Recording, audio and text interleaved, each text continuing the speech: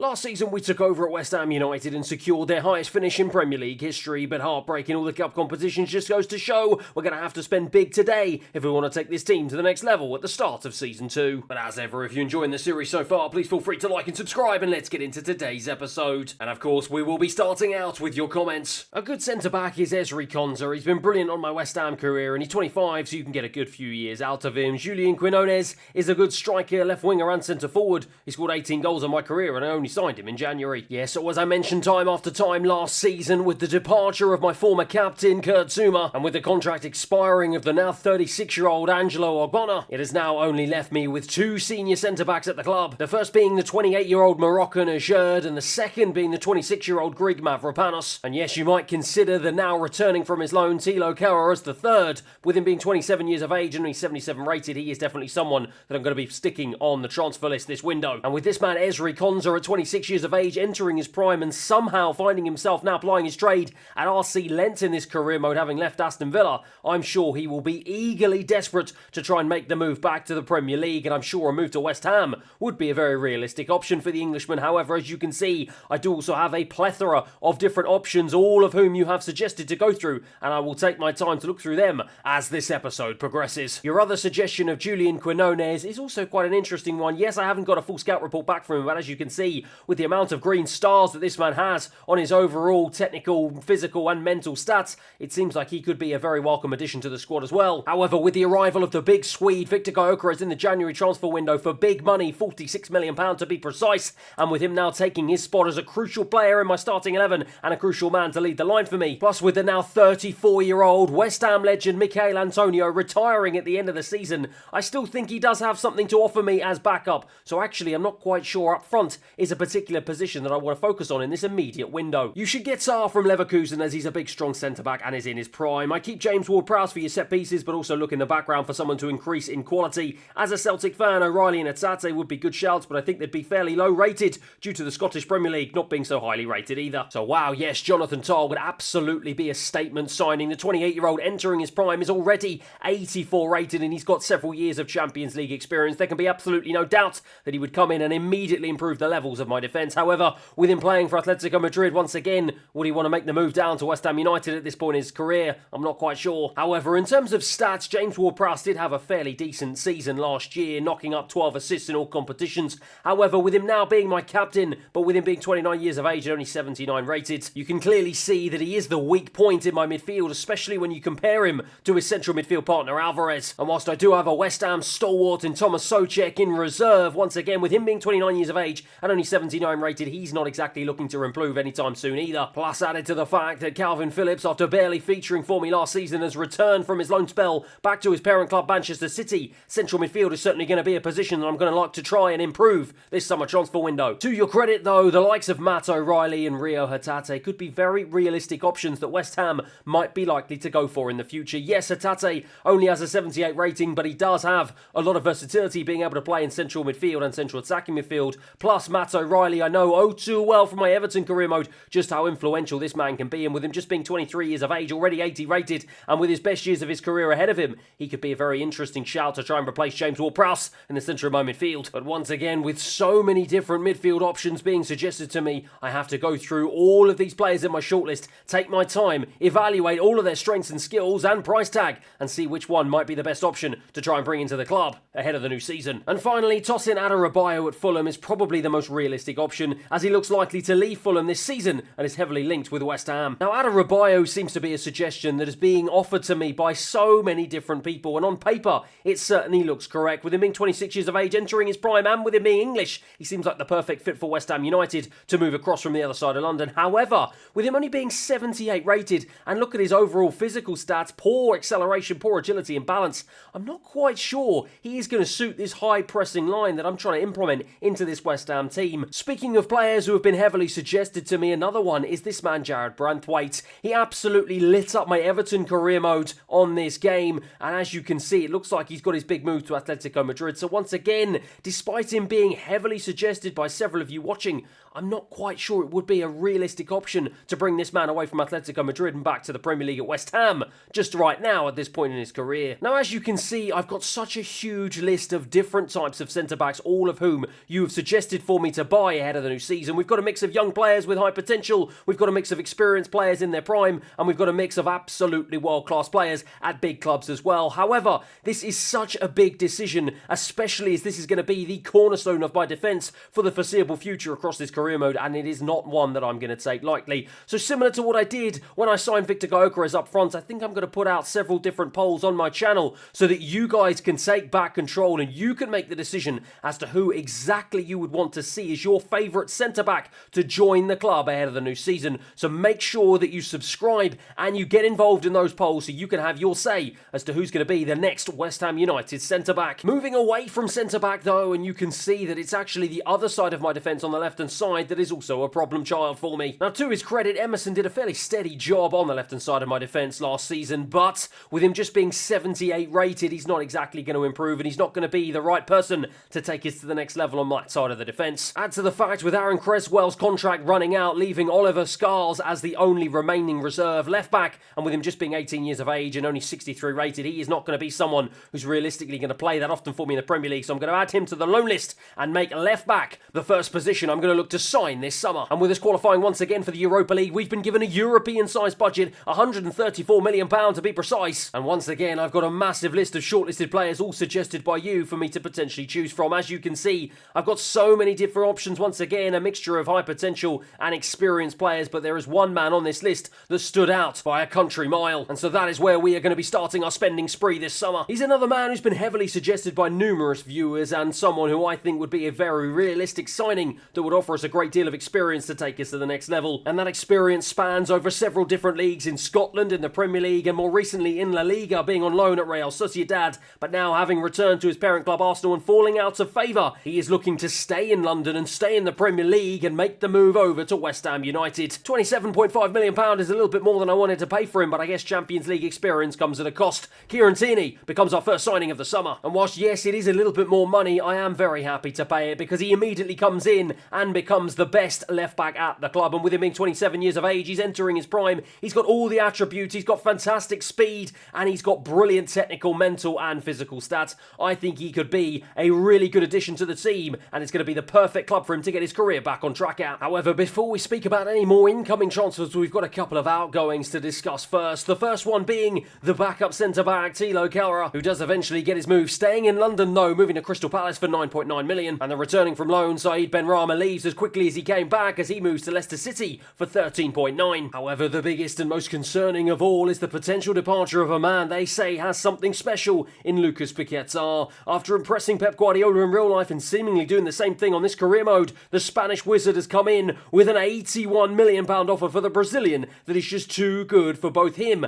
and the club to turn down. So it's with a heavy heart that we say goodbye to our Brazilian maestro. And not only are his goals and assists going to leave a massive gaping hole in my central attacking midfield position, but his influence on the entire squad as our best player is really going to be something that's going to be hard to fill. Now, there were some suggestions to potentially move Jared Bowen into that central attacking midfield position, move Kudos back over to the right hand side, and then potentially allow Somerville to come back into the starting 11. And whilst I do like that idea, having moved Jared Bowen between the right hand side and up front last season, I'm kind of reluctant to move him away from his more natural position on that right hand side, especially as he was my highest goal scorer last season. Now, at 84 rated and having the versatility to play in that central attacking midfield position, Mohamed Kudos could be the answer to the departed Lucas Paquetá. However, I think, especially with his physical stats, I don't think he is going to be suited to a more central position. I actually think he's going to be far better having him out wide, scaring the life out of defences running at them first time. And similarly with Somerville having absolutely lightning pace and playing his best football out wide, I don't think he's going to be a realistic option to play down the middle either. Now, I could potentially move James Ward-Prowse back into his more natural position behind the striker, but it then means I've got to bring Souček back into the starting 11, and as you can see, my midfield is significantly weaker than it was last season, and it's certainly not going to be at the required level to try and bring us into the Champions League in this year. And so now that means it is time for me once again to go back to my shortlist of all of your suggested players to see who might be the best option to try and fill the big boots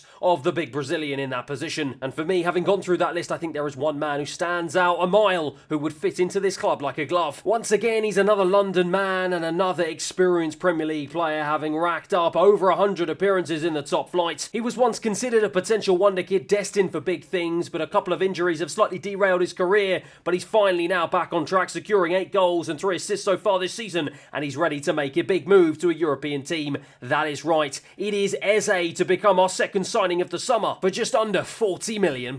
He's another strong signing that has that something special, and at 26 years of age, he's about to enter the best years of his career. As you can see, he offers us versatility right across my midfield, and he has the stats to develop into a potential superstar in the Premier League. And provided we can get him on the right training and development plan to get him back to what he once was considered to be, I'm confident we have made our second big signing of the summer. However, with the departure of Paquetá still leaving us with £168 million in the bank, it's time to improve this squad even further and bring in our third signing. Now, I've mentioned central midfield is a slight problem for me, and I've got several different options here with a couple of players that really stand out above the rest. The first of which being the 30-year-old Rodrigo de Paul at 84 rated. Once again, there's no doubt he would come in and make an immediate impression on my starting 11, but with him being in his prime and with him playing for Atletico Madrid, once again, would he want to make the step down to West Ham? Plus, another man who was heavily recommended to me was, of course, the legend that is Toni Kroos. At 34 years of age, obviously, his career is starting to wind down, but with him still playing at the highest level at Real Madrid, again, realistically, I cannot see the veteran German wanting to join West Ham. So instead, I think I'm going to go down a slightly different route and continue my theme of buying up brilliant British talent that have got experience playing in the Premier League. And so after establishing himself as a key figure in the heart of midfield for Leicester City in their fight back to the top flight, I've decided to turn my attention to a man who was 5 years the junior of James Ward-Prowse. He's another proud Englishman who's eager to make the next step in his development and in his career and finally play European football for the first time. That is right,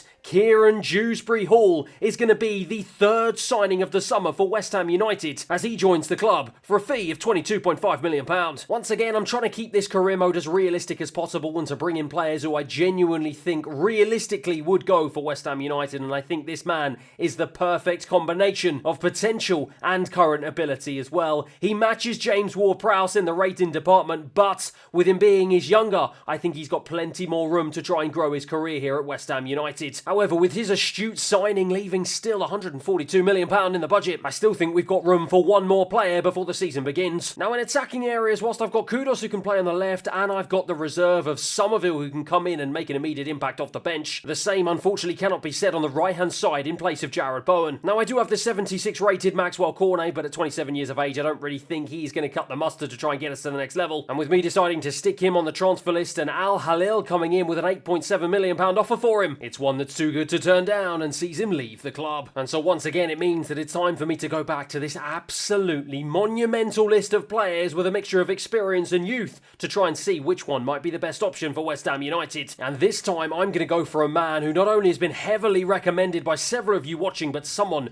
who I think is going to immediately come in and really light a fire under some of these West Ham United players and the fans alike. He's someone with quick feet, lightning pace and creativity in abundance, and someone who's going to get the West Ham faithful off their seats at the London Stadium. He's a man who's starting to creep into the Brazilian national team and someone whom I'm sure is potentially going to be the signing of the season in the Premier League. That is right, it is time to welcome West Ham United's fourth signing of the summer, the 20-year-old Brazilian Savio for £56 million. And not only is he an exciting prospect, but at 83 rated, he immediately comes in and improves my overall squad. As you can see, his stats right across the board are absolutely fantastic. The world is the Brazilian's oyster, and I genuinely believe we might well have a potential superstar on our hands, but one thing you might notice is that he is more naturally suited to playing on the left-hand side of midfield, and so that means it gives me the option for me to move Mohamed Kudus back over to the right-hand side to his more favoured position, and that means that finally Jarrod Bowen has got someone at his level that can compete with him this season, and hopefully bring the best out of the 27-year-old Englishman. And so with 4 new signings in the building, it is finally time to kick off our pre-season for these players to show the West Ham faithful what they can do, and it looks like it's only taken 38 minutes for our defensive frailties of last season to show themselves once again at the beginning of Season 2. An easy goal for Real Sociedad as they just go through my defence. Once again, we've got work to do. We've just got to hope, though, that those frailties don't spill over into our first game of the Premier League season, as it is a return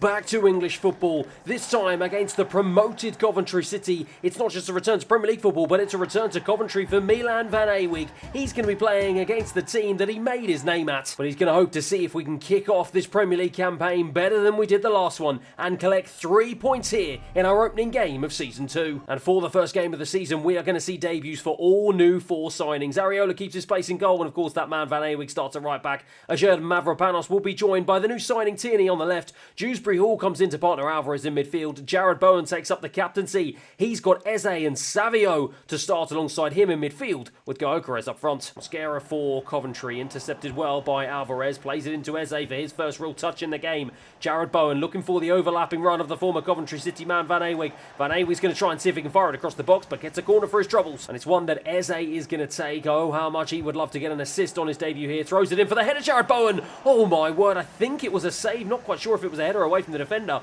but either way, it was a brilliant defensive clearance. And it's a ball back in. It's Alvarez this time with the head. My word, we are peppering the Coventry City goal, and they are very lucky here in the opening 18 minutes that somehow it remains 0-0. O'Hare picks it up in the centre of the park for Coventry, but Jared Bowen wins it down the line again. And has he got the pace to try and see if he can burst away from Callum O'Hare here? Yes, he does. But once again, he's only got Gyökeres in the box. Not too many men, so he cuts it back this time in place of Alvarez, who looks like he's going to line up a shot on his left. Does. Blaze it against the defence. Savio picks it up, though. Plays it back into Eze, but in the end, he's just bundled away here. We cannot quite seem to find that right pass in the final third as we keep getting bundled over in the penalty area. So many men forward as Kieran Tierney wins it back and plays it into Savio. Tries to do the dance round Mosquera. The right back, though, does a really good job of winning it back, and now he's going to try and see if he can burst down this right-hand side. Lovely ball over the top into right, and right now up on his own, but he's finally getting some of his players, his colleagues, to join him there. Sakamoto on the edge of the box. Is he going to try and line up a shot? He does have the opportunity, but in the end, as the momentum of the attack gone, Coventry keep the ball alive. Eccles, they're playing some really nice football here. A lot better than I anticipated. Right has it, Mavropanos with the block. Really nicely done. Eze can bring this ball forward. End-to-end stuff here. Eze loses it, though. He's got to be better in possession if he wants to take up the boots of Lucas Paquetá in that hole behind the striker. Sakamoto now has it on the right. Gives it to Mosquera. Ajerd, though, fighting for his place in my starting 11 at the back. Wins it back. And now he can release Savio, but the Brazilian doesn't do a very good job. But Eze tries to win it back. Oh my word, it's just been poor all over the pitch so far here in the opening 45 minutes. Well, we've had a couple of decent opportunities, one of which hit the bar, but apart from that, as I said, it's been pretty poor overall. Neither team really able to have any proper clear-cut opportunities. We've got to hope to make a change to that here in the second half. Tierney now to try and drive down the left-hand side, looking to play it into Savio, who's been uncharacteristically quiet in the first half. Here he has his opportunity to change that here as he plays it back into Dewsbury Hall. Got blocked off, but that was a big chance. Much better start to the second half by the Brazilian and by us in general. Jared Bowen has the chance to float it in now, looking for the big sweep. Gyökeres, who once again hits the bar. It's the second time this game with peppering the Coventry City goal, but we can't seem to unlock it. Savio with the strike. It's blocked off once again. Every single man and his dog inside that Coventry penalty area. They clear their lines, only out as far as Alvarez, who wins it back, plays it into Dewsbury Hall, loses it to Callum O'Hare, though. Well, Coventry have got a free kick here in a dangerous position. We're at the hour mark. So far, it still remains 0-0. And oh my word, it's going to continue to remain that way with free kicks like that. Kieran Tierney picks it up unmarked on the left-hand side. He's got Savio up ahead of him. Can't find him. So poor. Every single player so far. Seemingly, these 4 new signings are yet to click and gel with the rest of their teammates. As now Kieran Tierney frantically tries to come back. He has got the pace to do so, though. Much better defending. Right has it for Coventry, though. Into Sheaf on as a substitute. Eccles now to try and drive forward unopposed. Lovely ball into the box. Finds Torp. Torp tries to cut it back. He's been blocked off, though, but he manages to wriggle away from Van Ewig, and he forces Areola into his first save of the game. Coventry have a corner here, and this is their first foray into my half here, and they've got a really good opportunity from a set piece, but it's headed away by the former Arsenal man, Tierney. And now it's played back in, though. Torp into Sheaf. Forces Areola into another save. Well, the thing's starting to get nervy here for West Ham, a game that I was very confident we could get a very easy 3 points from, and we're really making a real hash of it at the moment. So far, we are now looking like we are under the cosh here as Coventry playing some really nice football on the edge of the box. Ajerd, though, with a decent challenge to get it away, and he now plays it into Somerville, who's on as a sub. He tries to play it forward. Oh my word, gets a little bit of luck, and Kudos now picks it up, plays it back into Somerville. This is our chance now to try and see if we can make amends and get a goal here that's hopefully going to give us the 3 points. Alvarez in the box, can't wriggle away from a couple of challenges, plays it back into Kudos. Kudos has an option at the back post. Oh my word, Thomas stuck a leg out. Fortunately enough for Coventry, goes off for a corner. 5 minutes on the clock here. The set piece specialist James Ward-Prowse is on the pitch in place of Dewsbury Hall to float it in and try and see if he can get the goal here. Get the assist, I should say, but it comes out to Savio. Savio has an opportunity to float it back out to James Ward-Prowse. He does just that. And now the Englishman crosses it in, looking for the big Swede. It's headed away. We can't seem to find the back of the net here. Gyökeres wins it back high, though, and we are deep into stoppage time. And it's the big Swede who has the opportunity. It doesn't take it, my word. And this surely is going to be the last attack of the game. James Ward-Prowse is going to look to try and see if he can float this one in, looking for Gyökeres's head. It's headed clear, only out as far as Savio. He picks it up, goes to line up a shot. It's blocked off by the Coventry defenders, hacked away, and the referee blows for full time. Well, a really frustrating day away from home at the beginning of this Premier League campaign. Credit where credit's due to Coventry City. They defended valiantly, and they have got themselves a very impressive point here in their opening Premier League game of this campaign. As at full time here, it finishes Coventry 0, West Ham 0. Well, forget about our defensive frailties. We've got to think about our frailties in attack. We hit the bar twice, one of which came from this man, Edson Alvarez. But the big chance came right at the end of the game. The big Swede, the man that you would want the chance to fall to, Victor Gyökeres, did not take it. And I've got to hope that he's just got to dust the cobwebs off, pick himself back up and get himself back in form. Perhaps the multiple new signings just showing a lack of cohesion with the rest of my players, but hopefully it's something that we can fix, and fix very quickly. But with £102 million still left remaining in the budget, there is still one more big decision as to who is going to be that big central defender who's going to come in to be the linchpin of my defence for the remainder of the career mode. Once again, let me know what you think down in the comments below, and keep an eye out for the polls that I'm going to be throwing out over the next couple of days. As for today though, that is going to be it for what has been an absolutely jam-packed episode 1 in season 2. Thank you everyone for watching. Hope you've enjoyed it, and I'll see you again next time.